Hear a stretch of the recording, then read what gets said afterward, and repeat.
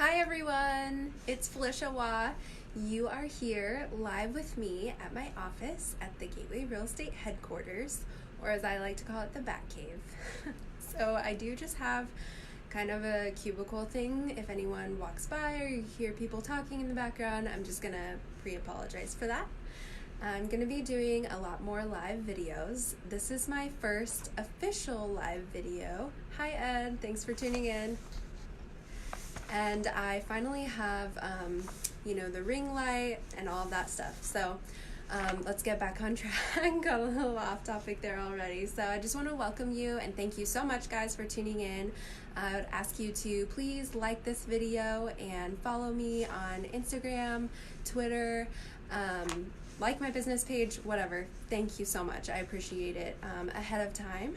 And so recently, you might have seen, if you do follow me on Instagram, that I went down to Capitol Hill. I was wearing this lovely scarf, and I was going to give you an update.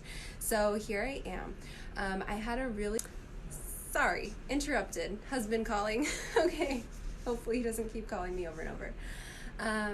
So I had a great experience going to the Capitol and lobbying to our representatives and our congressmen and women on behalf of homeowners for affordable housing. So today I'm going to talk to you about two things, what it means to be a realtor and the Unlock the Door campaign. It's just lovely scarf here.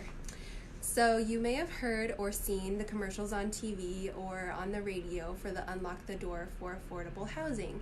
And if you haven't, no problem, because I'm going to tell you all about it. So the first thing that I'm going to tell you is the groups that are behind it, so the realtors. And when you think of a realtor, you might think of just all real estate agents.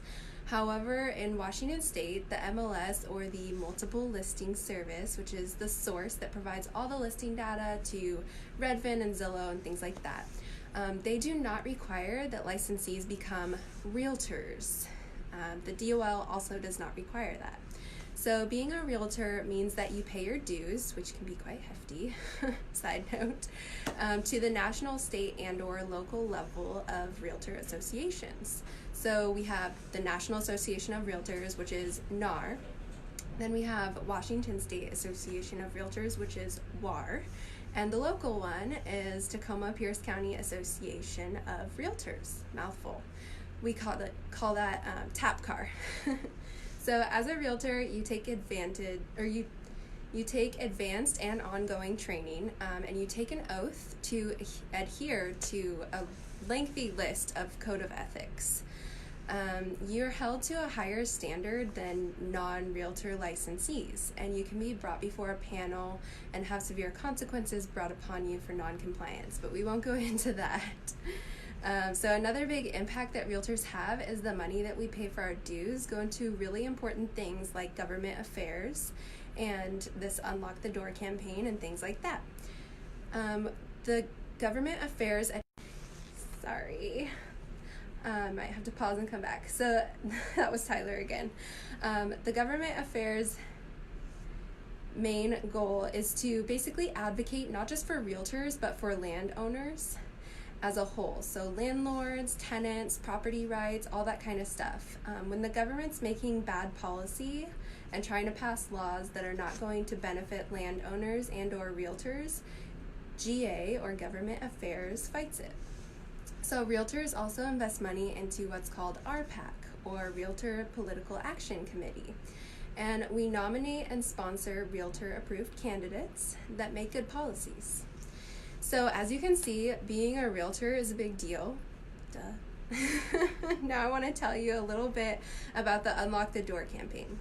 So the realtors have teamed up with some big players for this campaign, such as Habitat for Humanity, Master Builders, Homesite, and Washington Hospitality Association.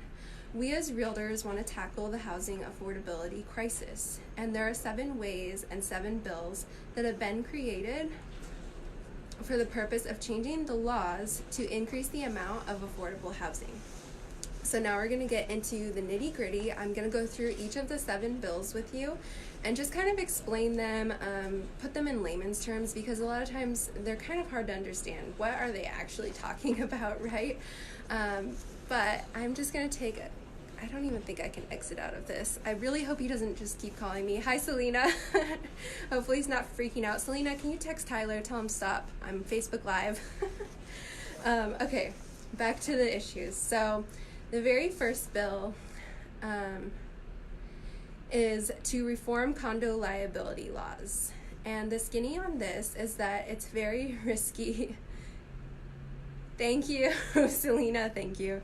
Okay, so reforming condo liability laws. This is because it can be really risky for developers to build condos because they have so much liability after they build them. The HOA almost always sues them, even for things as silly as nails being a couple inches apart per the building code, like in the drywall and stuff like that, screws and whatnot. So this bill would reduce the amount of liability the developers take by using common sense approaches. They would still be held to the building code, but they would only be liable for serious defects. Reducing the risks will incentivize for condos to be built, and condos are important to the inventory and our marketplace, especially in metro areas, to allow for more affordability, especially first-time home buyers and people that are downsizing and retiring.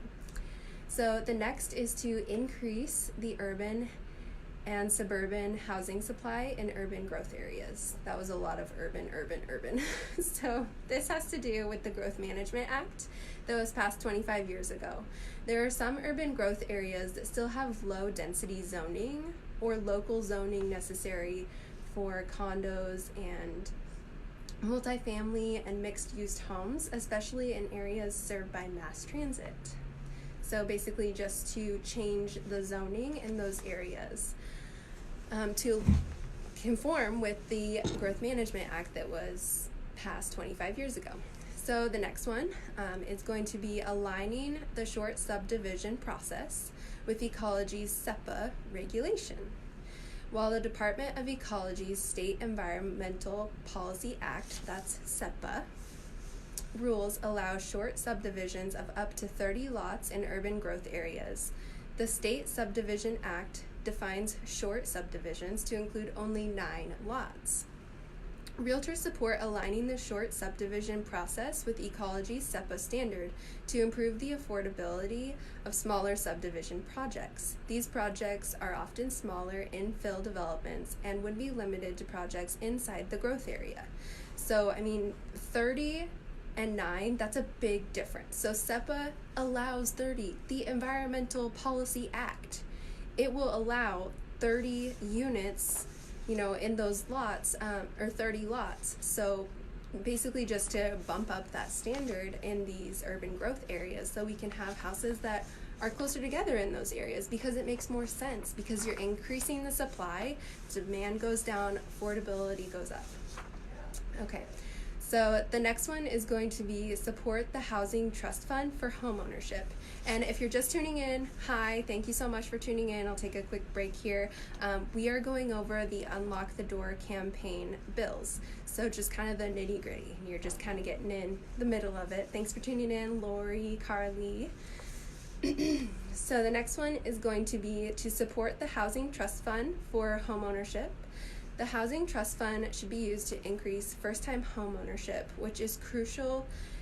It's a crucial component to the continuum of housing that improves economic and quality of life outcomes for families and neighborhoods. Realtors support dedicating a portion of the Housing Trust Fund that already exists for first-time home buyers and for projects that increase the supply of owner-occupied housing. Okay, next one. We're getting down to the end of them. So the next one is state funding support for housing, homelessness, and infrastructure. The 2018 legislature approved a record amount of funding for homelessness programs by increasing the document recording fee to $62, which will generate over $150 million per biennium. But our state must also invest in housing supply and homeownership. The GMA, or the Growth Management Act, Buildable Lands Program requires about $4 million to implement the 2017 buildable lands legislation, and additional planning grants will support local government efforts to increase density, enable condominium development, and increase housing supply. In addition, after years of diverting infrastructure money to the general fund, the legislature should now restore the Public Works Trust Fund by using state real estate excise tax. That's a mouthful. Or REIT is what that is. We like our acronyms. So those revenues would be used for infrastructure projects and housing supply and rural broadband. So there's another one also that is for multifamily tax exemption and programs with that.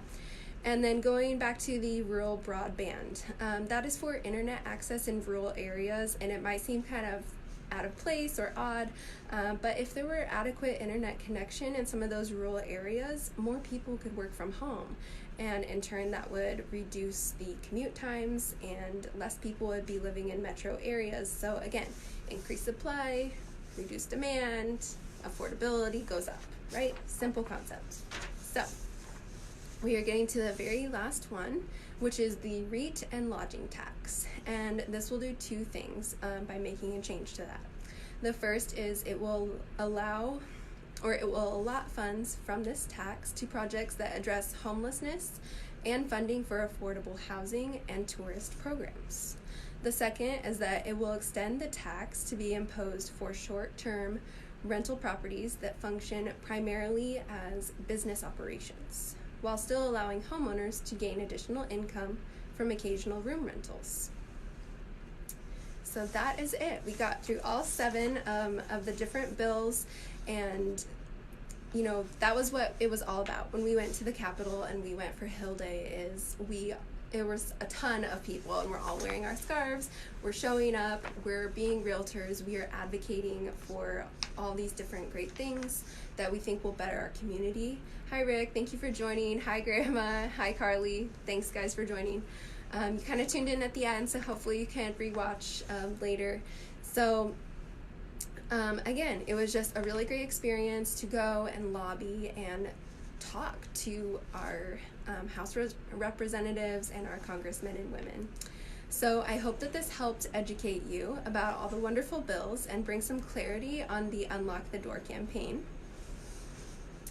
Just kind of, go further in depth and explain. And if you'd like to find out more or write to your government officials, maybe share your story, you can do so. They would love that on the unlockthedoorwa.com website. So that's unlockthedoorwa.com. So please remember to give this video a like and share it and follow me, like me on my business page, what have you. I'd like to thank you all again so much for tuning in, and if you have any questions or you're confused at all, please feel free to reach out to me. Thanks. Bye.